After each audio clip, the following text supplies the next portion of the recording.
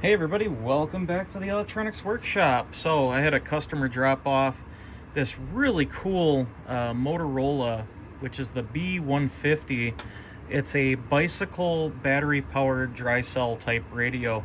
Um, it would have originally used a 90 volt and 1.5 volt battery combination to power this on a bicycle, or even, I guess, you could have used it pretty much anywhere. It was the portable kind of radio, but it was really meant to be mounted on a bicycle itself. So pretty cool. It's an AM radio for medium wave, but kind of going through it, seeing what's all here, seeing how well things are going. But I figured it would be a good idea. Let's test out the tubes, see how they're looking. Chances are I do have replacements in my inventory, but if we don't need to replace them, that would be great. So let's take a little look and see what we're dealing with here. So we have a tube complement of a 3A8, a 1A7, and a 1Q5. It's a pretty basic three tube radio or 3-valve radio. And then there's the tube complement and layout and everything else. It's a 455 kilohertz oscillator, and yeah, dual 455. So should sound pretty good. But let's see. Let's just get things kind of set up here. Let's check out these let's check out the 1Q5 first. 1Q5, we want 1 for the filament, 1 volt filament. We want E, 6 E, and gonna be in socket 1. Let's go ahead and start at the bottom, put it on cal. Wait till things kind of warm up a bit. It should be pretty quick. Okay. We'll let that kind of stabilize a bit, and then I will adjust my cal.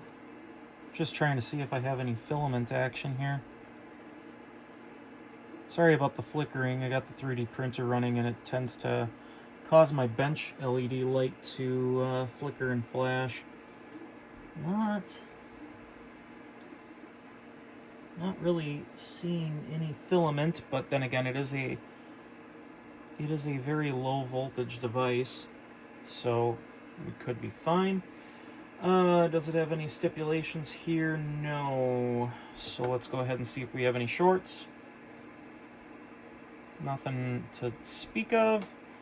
Let's see if we have any grid leakage. Nothing really showing up. And the emission is, it's a little down, but it's still fairly acceptable.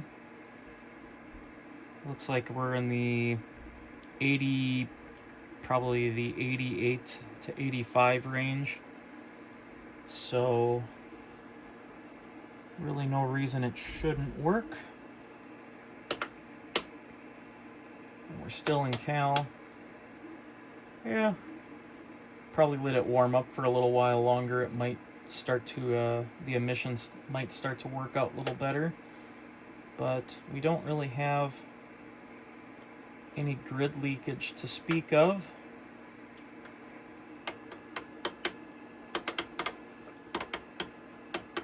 No shorts really to speak of.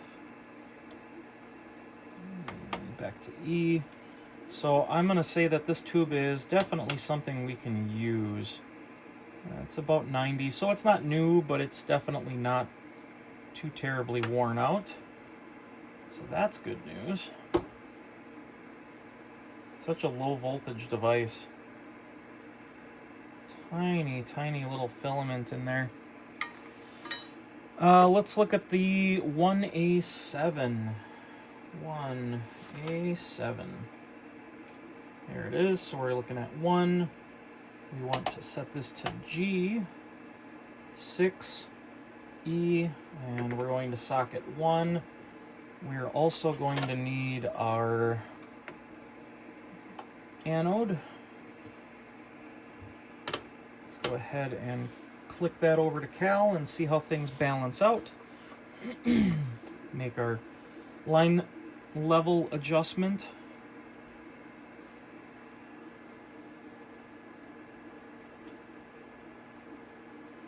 So weird not seeing a bright glowing filament, which is really good. I mean, I guess seeing that this is battery operated, they really don't want to, you don't want to have a bunch of wasted heat sucking away on that battery.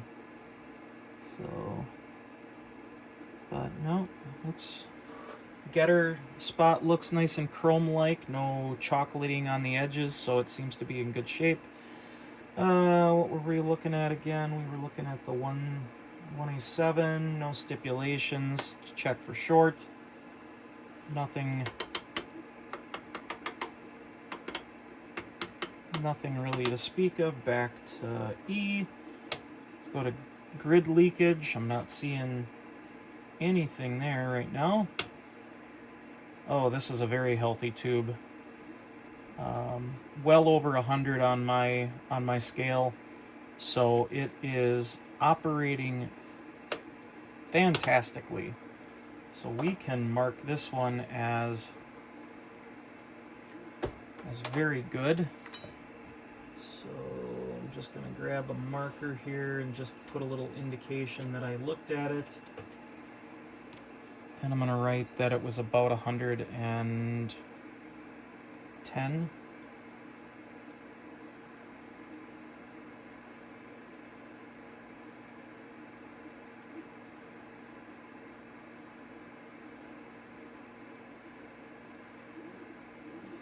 Okay, and this one was about 80, I'll just say 85.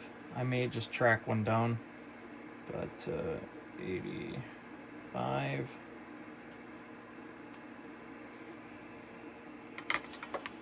All right, let's look at this. 3A8. So 3-volt filament.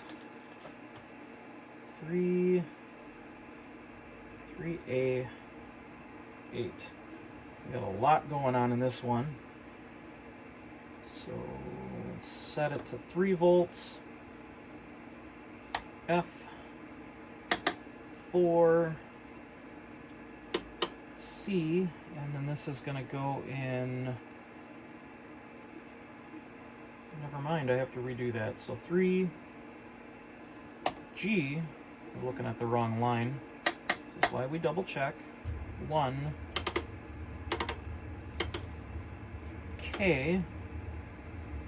And then that's going to go in socket 1. And of course we need that. So let's see here, just to double check, because we don't want to damage these tubes. 3G1K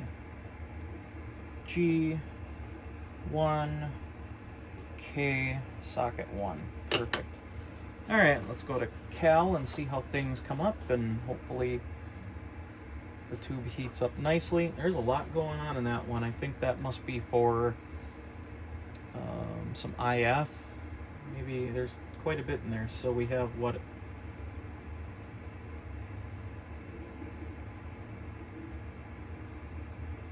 1, 2, 3 separate sections to this tube to test.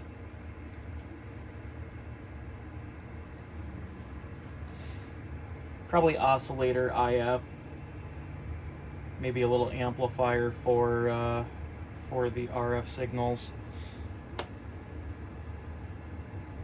Nothing there. Grid leakage looks okay. Emission, again, looks great.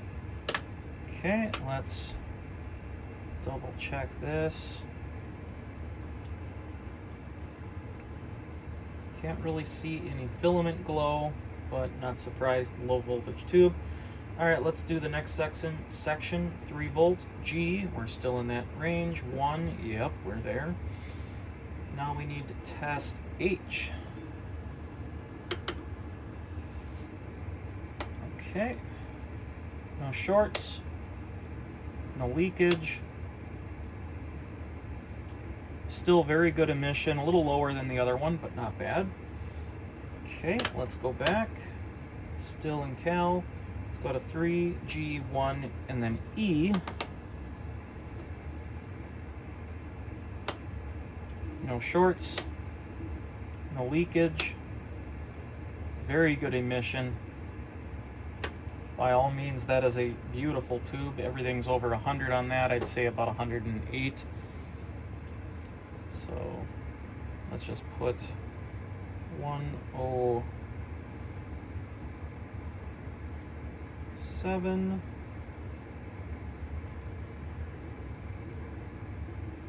105, and then that was about 108.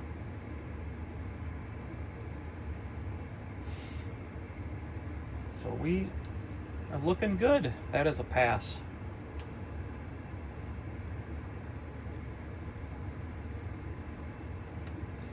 So about the only tube that's really in here that is a little on the weaker side but is not bad by any means is the 1Q5, and if I have to, I can just chase one down, but I don't see any reason on why that wouldn't work. I have a feeling that might be an audio tube. Just guessing from the rest of these, that probably powers the speaker, which would make the most sense. So, cool. We have functioning tubes. Now, of course, we have quite a bit more to do on this radio before I'll really want to power it on or even put a supply on it. But I think we're in a good position to make something happen with this good old 1940 or 39, depending on how you look at it. But the Motorola B-150 bicycle radio. So pretty cool. Looking forward to getting through this one. We got quite a few waxy capacitors, RF shield that came off, but we got some work to do on this. Hopefully the IF cans are in good shape where I won't have to disassemble them because they have the silver mica. Could potentially be a problem, but small little tear in the speaker, we'll repair that. We'll fix this this cardboard paper surround. I'll just use a little bit of thinned out wood glue to kind of re-stick that. I'll mix up my special concoction to kind of seal up and get that paper to kind of fold back into itself and stay in nice shape. Tiny little tear forming there. The felt is in good shape. Speaker isn't like sun bleached out or water damaged. Audio transformer, we're gonna have to check that, but it looks like it's in okay shape. We'll have to clean the pots.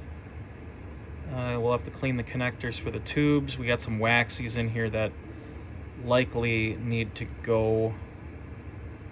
Everything else seems to be in good shape. We got a tunable capacitor there. Some more waxies on the bottom. Those will have to go. We got some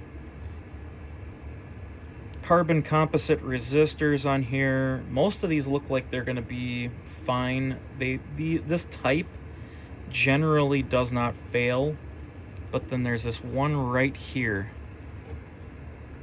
that's on the, what is that going to be? That's going to be some type of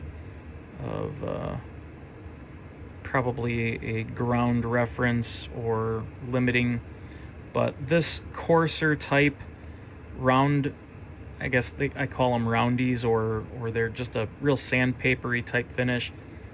But that guy right there is likely going to be one to keep my eye on. If I don't have to replace the carbon resistors in here, that would be great. Looks like we got a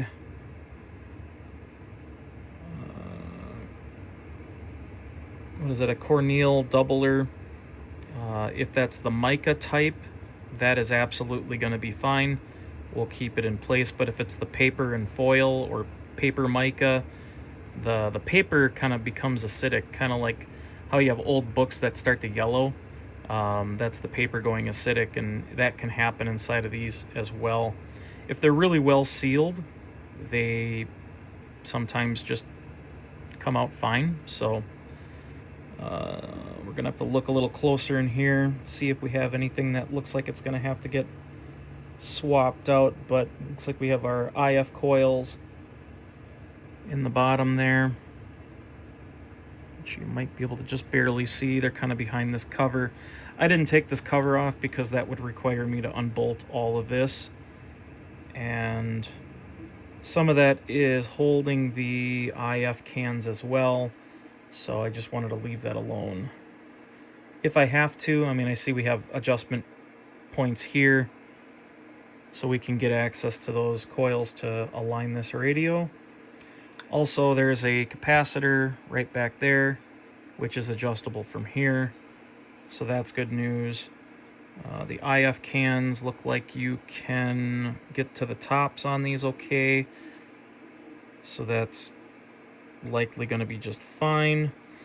I did notice that the antenna wire, the plastic or not plastic, but the insulating apparatus that would have been on the housing was missing, so somebody obviously pulled it apart.